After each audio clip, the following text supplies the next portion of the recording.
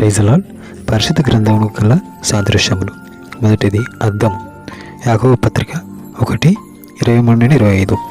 2. విత్తనం. మత్తయి సువార్త 13వ అధ్యాయం 18 నుండి 23 వరకు. 3. నీరు. ఎఫెసీయులకు రాసిన పత్రిక 5వ అధ్యాయం 25 నుండి 27 వరకు. దీపం. కీర్తన గ్రంథము 119వ అధ్యాయం 105 వచనం.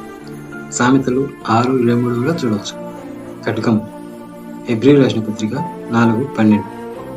ఎఫెసీ 6:17 కూడా చూడవచ్చు. బంగారం. కీర్తన గ్రంథము 19వ అధ్యాయం 10వ వచనం. 119-27 వచనం కూడా చూడవచ్చు. వెండి. కీర్తన గ్రంథము 12వ అధ్యాయం 6వ వచనం. పాలు. 1 పేతురు 2:2 వచనం. బలమైన ఆహారం. హెబ్రీయులకు రాసిన పత్రిక 5వ అధ్యాయం 12-14 వచనం. 10. ఆహారం. యోహాను సువార్త 6:51 వచనం.